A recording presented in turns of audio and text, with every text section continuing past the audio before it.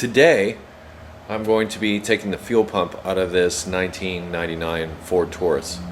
It has been diagnosed, not by myself, but by somebody else as having an issue with the fuel pump, so I've been commissioned to do precisely that. Now the first thing I've done is I've jacked up the vehicle and I've put it on jack stands. I have disconnected the fill tube and gotten that off of there. That was just a simple hose clamp. And then there's the breather, that also a hose clamp, and then another set that goes to the charcoal canister. Now this was held in place with this plastic holder that holds this onto this line here. You'll find a lot of those connectors these days. Difficult getting these hoses off. The best way I have found to do it, for me personally, is to take my pocket screwdriver and go in between the hose and the connection here and just sort of gradually work my way around the outside of the rubber hose and then twist it back and forth and get it loose. This is going to be probably where you're going to have the greatest issues trying to get these off of here. Sometimes they're quite reluctant to come apart. But I disconnected these three to start with. This was the breather up here, and this was the fill tube. As you can see, that's where you fill the gas over there. So I've got all those disconnected.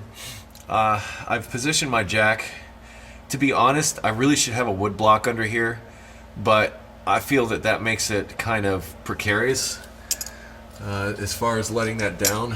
So I'm going to be very careful. Hopefully this gas tank isn't too full. And then there's two fasteners for these straps. There's one here, and then there's another over here that I'm going to loosen. Now these straps hold the gas tank in place. That's the reason why I positioned the jack here, because if it's full of gas, it's going to come down really quick. So you want to make sure you have something to support it before you knock all that loose. I will be using an impact wrench to do this. You can do it by hand, but in all honesty, when things get old and rusty, the best way to get them loose is with an impact wrench. If you try to do it by hand, it may be a lot more difficult. The impacting of the fastener, particularly if it's got a lot of corrosion on it, knocks all that stuff loose, and it's a hammering effect. It's just a lot more effective at stuff like this. So I'm going to drop the straps right now.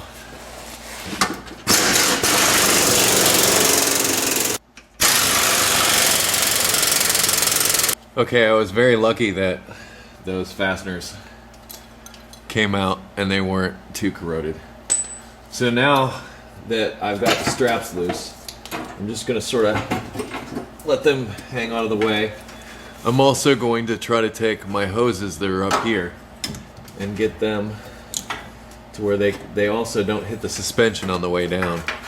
I'm going to very slowly lower the jack so that I don't tear any wires or anything like that. So that's what we're going to do next.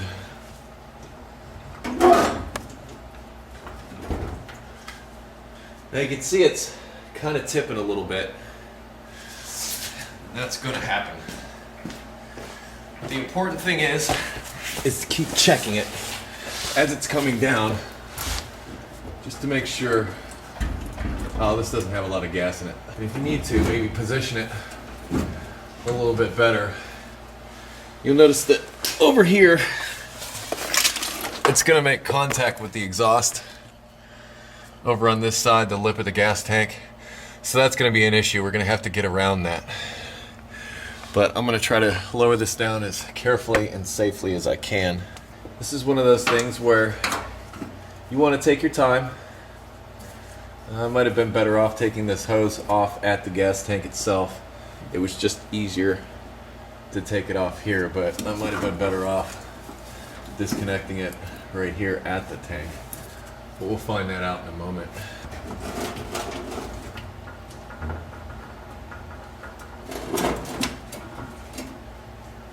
You can see up there in the back where the supply lines are coming into the top of the tank. You do not want to rip those lines or mess with those electrical connections. So right here, this hose and stuff has to come out of the way, and I'm going to very gingerly try to work it around to get it out.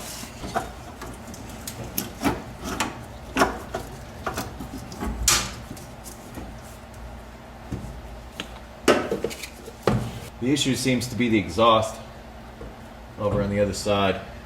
So once again, I'm going to try to very carefully get it past that exhaust, because I don't want it to drop suddenly. That would be unfortunate.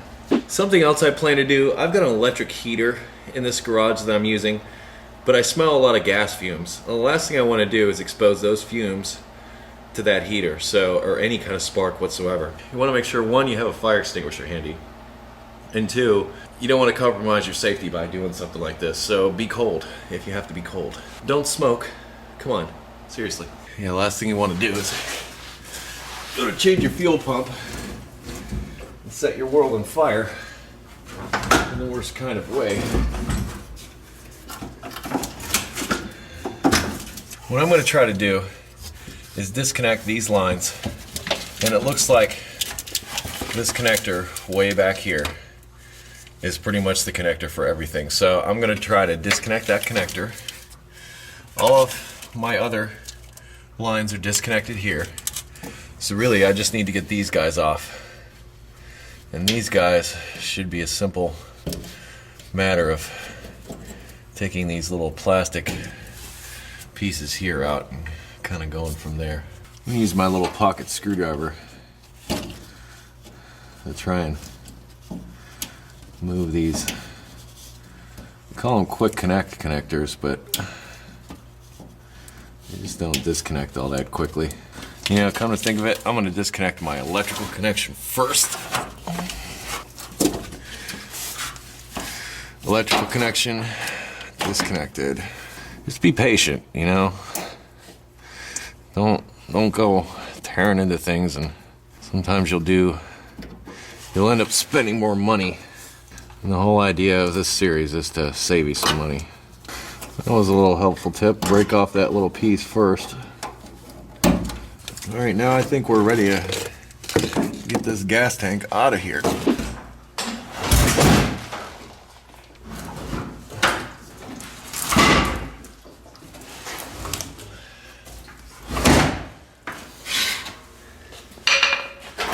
Now there are special tools to do this with, but I'm just going to use a hammer and a chisel.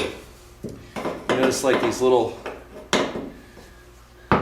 things that stick up. Take your chisel and put them right in here, and then go in a counterclockwise direction.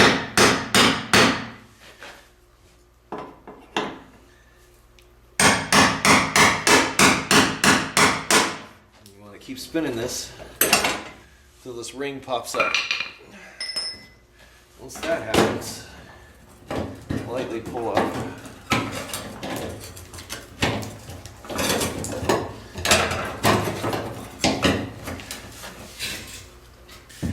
Looks like it's just held in with some little plastic tabs.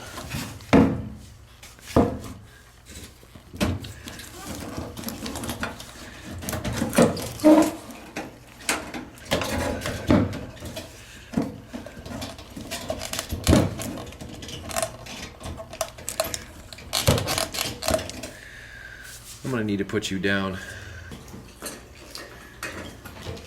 Be very careful when you're doing this, because you've got this long arm for the sending unit. Got gas going everywhere, all over the thing that I'm about to lay on.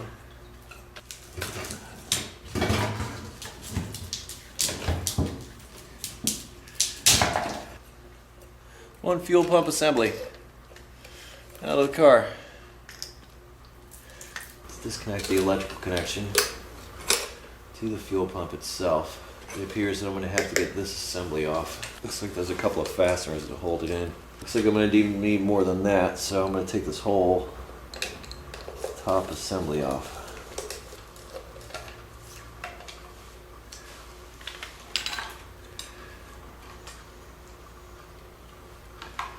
And here's my little fuel pump. And look at that. Before I take it out of the plastic, I want to make sure that it looks like what I'm putting in. Just to be certain. Connection is ever so slightly different. But it looks like they've given me a little harness kit to go in with it, which means I'm going to have to cut this harness out, splice it into this one in order to make this work. Looks like this is just held on by a little clip there. So is this. So the lower parts of the fuel pump look similar. But that's the old one. This is the ever so slightly different new one. Because those connections are different, I'm going to have to splice the wires in. So I'm going to start by installing my sock. And this will prevent small debris from getting up in there. Be sure to put this rubber piece back on here also, because it most likely is there to prevent noise. I'm really not a fan of these connections, but in this particular case, I'd rather not put my hot soldering iron onto these. Just going to cut these and use these connectors. Once again, I don't like doing this, but in this particular case, I think I don't have a choice, because if you put a hot soldering iron next to gasoline, it could make a fire. I'm just not in the mood for that right now. Looking at the way this is put together, you can see that the way this plugs in, the blue side is positive and the black side is negative. Always, practically always, the black is going to be ground. You don't want to hook this up backwards or you're going to be sucking fuel out of the car, so you want to make sure that you hook it up correctly. Now, according to this connection here on the fuel pump itself, the red or pink side is positive and the black side is ground. I'm going to splice in this new connection in place of this old one so I can use this fuel pump. Now, do yourself a favor, give it a little space so that should you have to go back, you can go back, but there was the point of no return. Now, a really good tool to have, one of these. I you to strip the wires. I want to be careful not to cut any other wires, because that would be bad.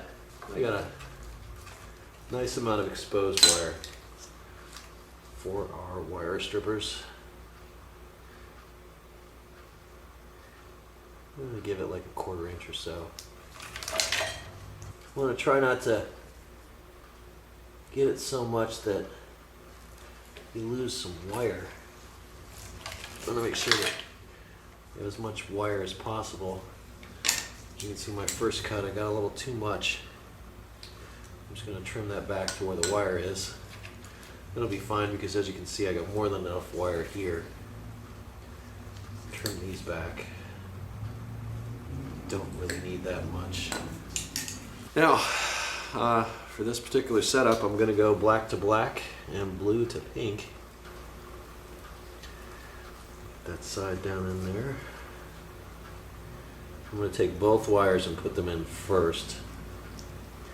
I'm going to make absolutely certain that both of these wires are down inside this connector before I crimp it down.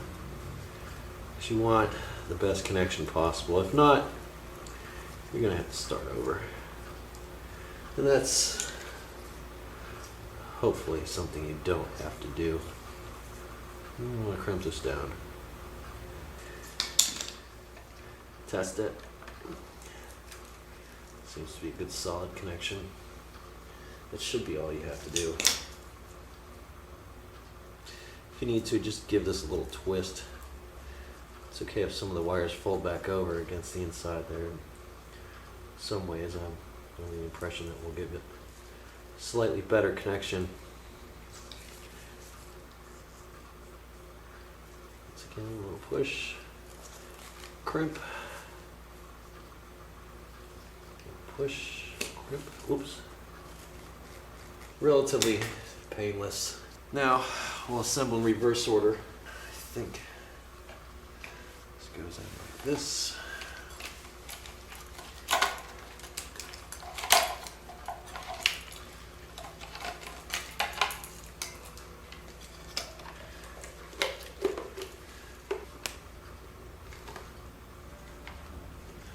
Install this stuff in reverse order.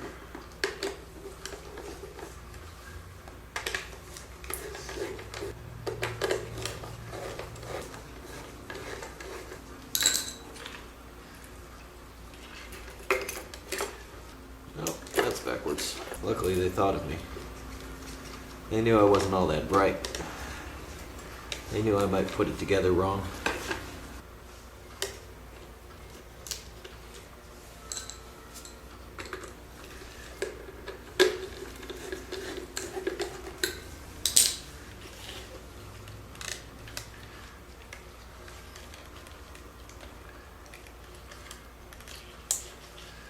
Well,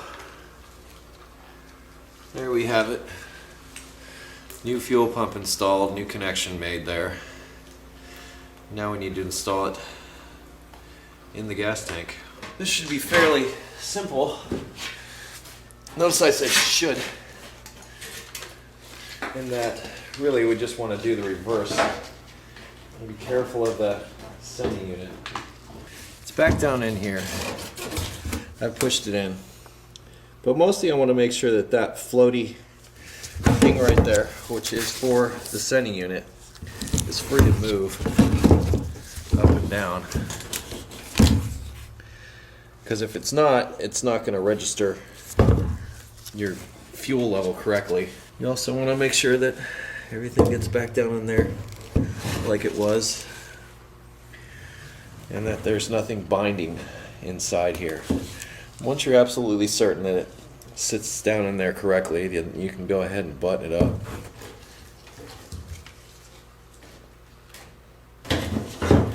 Make sure you don't get any wires, anything like that. Make it out all your electrical connections. It's good to hear that nice solid click.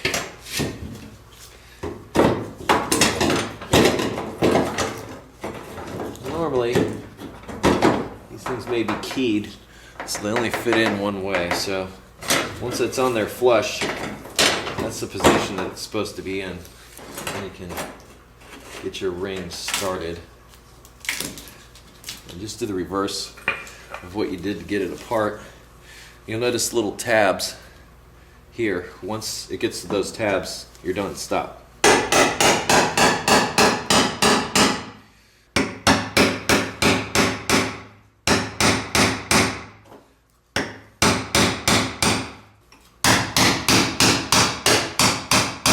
Now, what I'm also going to do with this, I'm going to replace the fuel filter. It's probably a really good idea since it's going to be very accessible right now, so let's go do that. Now that the fuel tank's out of the way, it's going to be a little bit easier to replace this fuel filter that's up in here. So normally it would be here, and I don't know, it just makes sense to me that if I'm going to put a fuel pump in something, why not go the extra mile and do the fuel filter also? Now I'm finding with these little quick connect deals, there's a little plastic tab that you can break off on the one side, and that will allow it to come all the way out. So yeah, there's one side that has like a little plastic piece that sticks out. I'd suggest breaking it off, pulling it, and there you go. And you really should. The fuel filters normally come with new ones. So now it's just a matter of I can clamp off.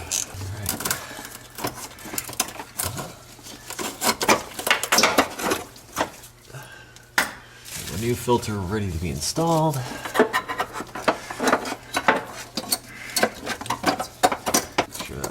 that lip. Poof.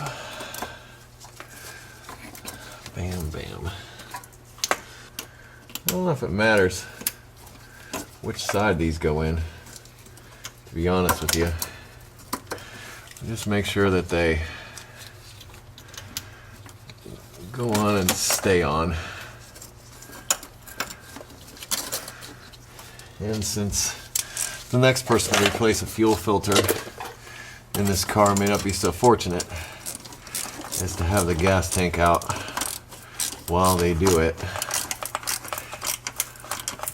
let's make sure that this is pointed down so they can get to it. Now we're ready to install our fuel tank again. I've done what I can to try to get everything in position, knowing that I'm going to be trying to slide this fuel tank up in here and out of this jack. Doing it myself, it's going to be kind of tricky. I've already moved the fuel lines up and away so they don't crush them while I'm trying to slide this up in here. If you have somebody else to help you, that would be great, but if you're in my position and you're doing it by yourself, more power to you.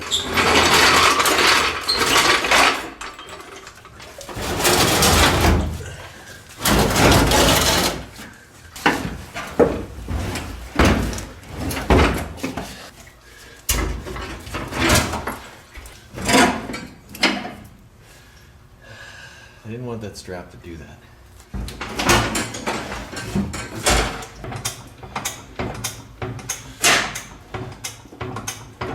Don't get too far before you reconnect your fuel lines. It'll be a pain in the butt later.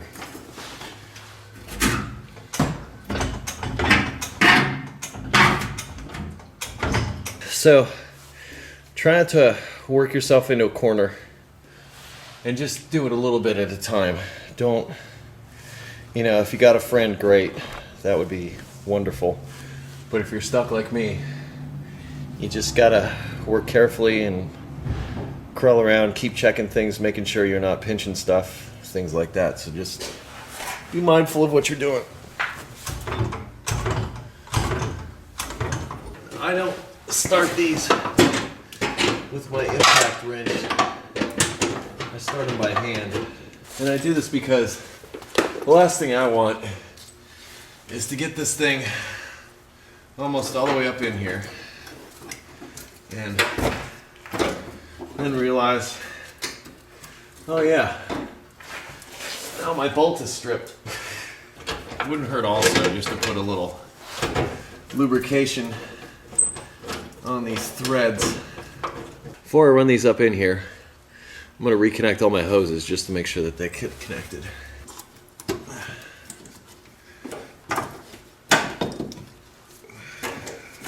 Seems that things go together a lot better than they come apart.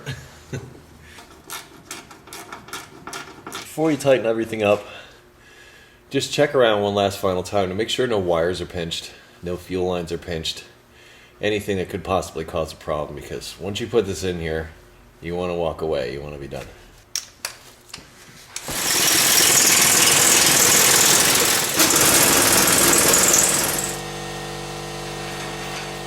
Okay, now what I'm going to do before I get too happy and let the car down is I'm going to make sure it runs and that there's no leaks. So I'll turn the key on, let the pump prime up. I heard it run, that's a good sign. Turn the key off, turn the key on again, hear the pump prime up.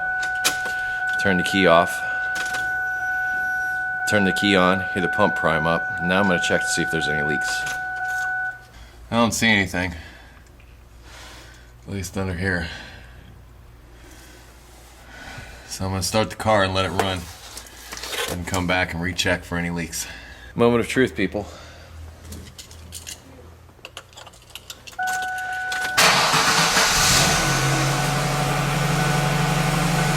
Seems to be running.